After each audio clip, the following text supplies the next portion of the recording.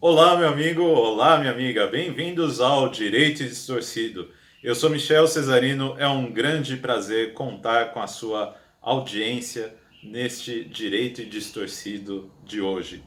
Não importa qual seja o momento em que você acessa, manhã, tarde, noite, madrugada, qualquer que seja o momento do qual você dispõe para o seu acesso, agradeço por você ser um inscrito do canal e por ter ativado as notificações também. Muita gratidão por suas curtidas, enfim. E se você vier a compartilhar com algum amigo ou colega, muito obrigado. No vídeo de hoje eu falo sobre Athanasius Kircher, padre Athanasius Kircher, que era um jesuíta. Hoje em dia é muito difícil de se ouvir falar dele nos meios intelectuais, é bem raro mesmo. Enfim, ele era do século XVII, de origem alemã. Nasceu em 1602, se eu não me engano, e morreu em 1680. É isso. Ele foi um polimata, ou seja, uma pessoa que se ocupou de várias formas de conhecimento, tinha vários interesses na vida. Então, aquele tipo de pessoa que fala sobre música, astronomia, matemática, física, geologia, linguística, etc, etc, etc. E realmente ele foi incrivelmente entusiasmante na jornada intelectual dele. O que ele fez assim de notório, por exemplo? Ele se ocupou de estudar egípcio, naquela época em que ainda nós não contávamos com o significado do alfabeto, porque ainda não tinha sido descoberta a pedra de Roseta. Vocês se lembram ali do Champollion, que ele, graças à descoberta dessa pedra, que havia equivalência entre vários alfabetos de outros idiomas, é que se pôde começar a depreender o significado de hieróglifos e do egípcio. Pois bem, mas ele não teve muito sucesso, o Kircher, em determinar exatamente o significado do egípcio. Todavia, ele teve um grande mérito de observar uma grande relação entre o copta e o egípcio. Olha só que interessante. E esses jesuítas, eles tinham uma grande perspicácia para aprender línguas que até então ninguém tinha tido contato. Por exemplo, imaginem quando vieram para as Américas os colonizadores, e os jesuítas vinham e faziam lá gramáticas. Então tem gramáticas de Tupi, Guarani, etc., que foram feitas por jesuítas. Então o sujeito ele tinha ali já uma espécie de não só habilidade para ter o conhecimento de novas realidades com pessoas de outras tradições e modos de ser diferentes, né? Mas também ele tinha a capacidade de projetar o conhecimento para tentar trabalhar com aquela realidade e a partir desse trabalho produzir um material de aprendizagem, de conhecimento, tal como uma gramática ou um manual de línguas. Então, por exemplo, você tem outros que foram para a China e fizeram gramáticas de chinês, como é o caso do Martini, vou falar dele também.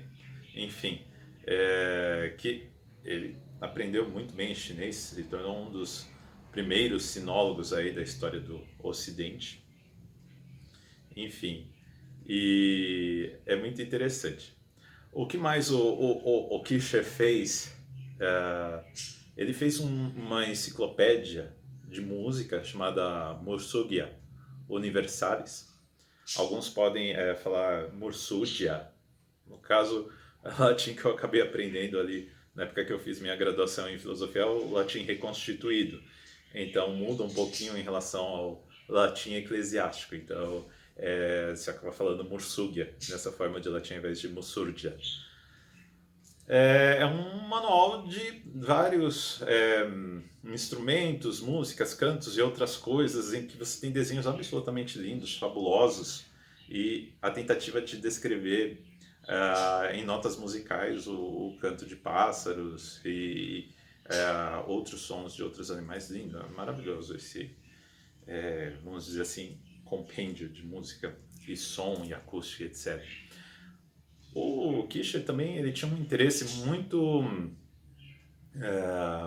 peculiar e muito notório pelas relações entre ciência, técnica, natureza e artes de governar. Então tem desenhos, por exemplo, dele em que você tem um palácio com uma espécie de cone acústico que captava o som dos súditos e projetava através da boca de uma estátua na qual ficava ali o soberano para ouvir naquela câmara, naquele quarto. Enfim, é um sistema de espionagem antigo, né? Que já remete à ideia de que você tem uma arte de governar que necessita de coletar informações acerca do que os súditos falam. Então é bem notória essa atividade do Kircher. E inclusive aconteceu algo muito interessante. Por que eu pensei no Athanasius Kircher recentemente? Porque um sábado eu fui lá para Paulista e eu gosto de olhar às vezes aquelas barraquinhas que tem ali com os vendedores vendendo coisas dos mais diversos tipos. E foi muito entusiasmante achar um sujeito que estava vendendo umas caixinhas de madeira maciça que ele fez e descobriu através do próprio empenho e foi transformando, otimizando de acordo com a própria atividade empírica dele, segundo a observação dele.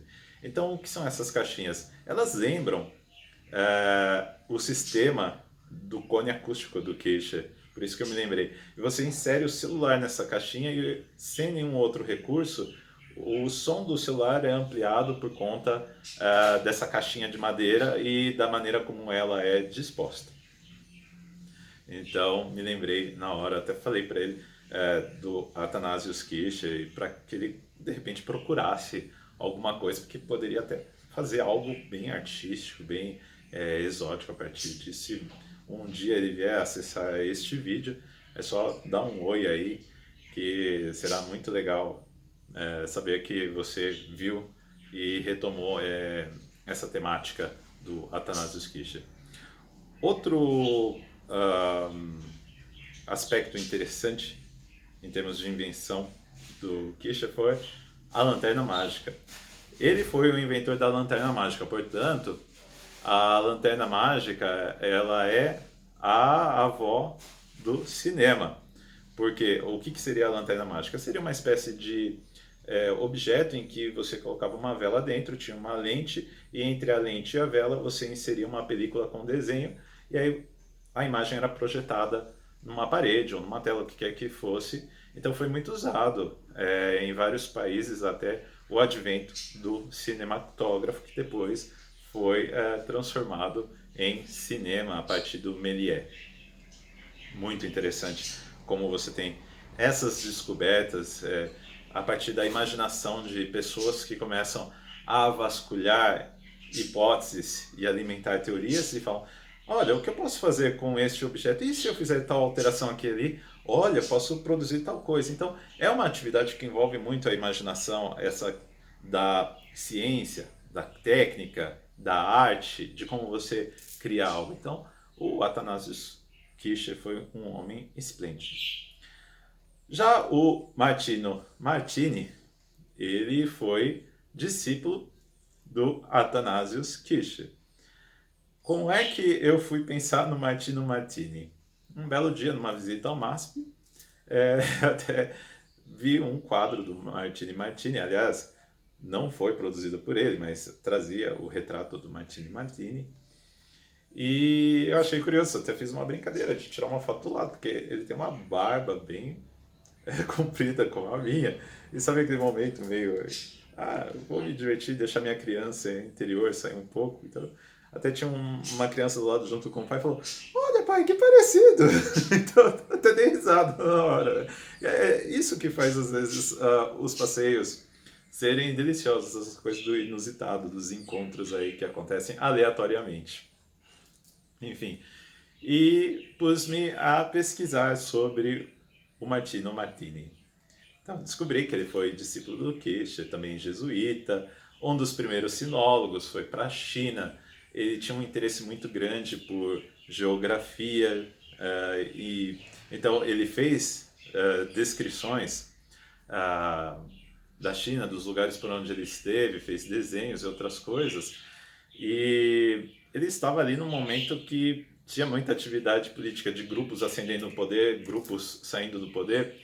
E num belo dia, ele percebeu que estava havendo uma rebelião e que o grupo que comandava a China naquele momento estava saindo. E o que, que ele fez? Ele pegou todos os instrumentos dele de astronomia. Olha que interessante essa história. Pois bonitinho, tudo arrumado ali ao redor da figura do Cristo que ele tinha. E em cima ele colocou uma faixa em chinês, com acho que uns 7 caracteres, não sei, algo assim, falando: é, aqui vive um doutor da divina lei que veio do grande ocidente. Então, quando alguns rebeldes entraram e se depararam com aquilo, eles ficaram impressionados, né? De certa forma, isso também tem uma coisa do teatro barroco, da questão da exposição da imagem, do trabalho com imagens e outras coisas. Muito interessante essa história. Uma série de reflexões podem ser feitas a partir disso. Enfim, os rebeldes pensaram: nossa, vamos falar com ele se ele quer aderir ao novo poder que está em ascensão e fizer juramento, etc. Vamos aceitar. E realmente isso aconteceu.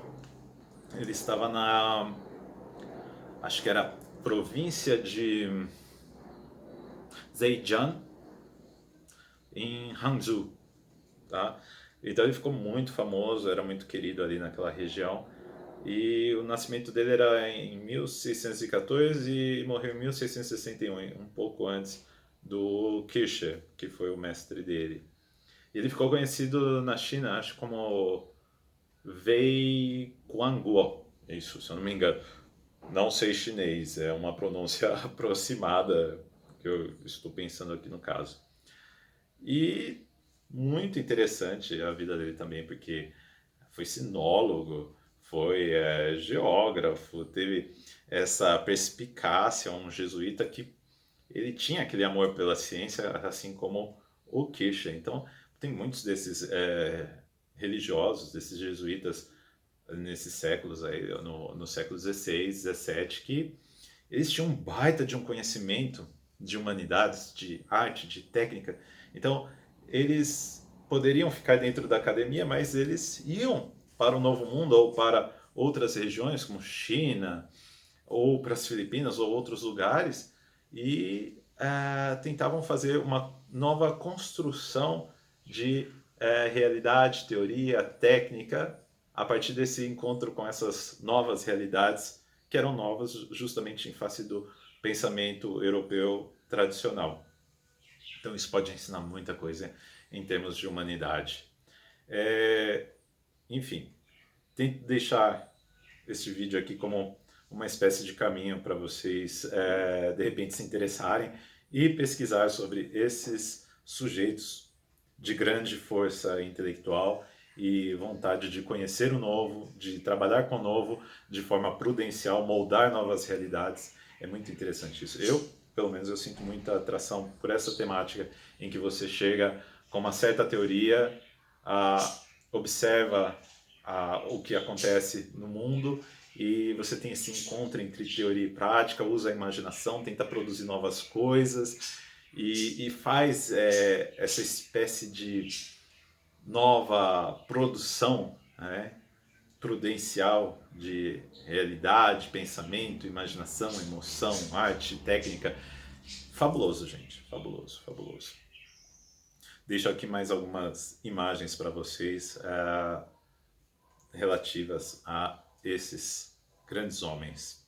Enfim, meus caros amigos, eu espero que vocês tenham gostado do vídeo e até a próxima. Tenham bons dias.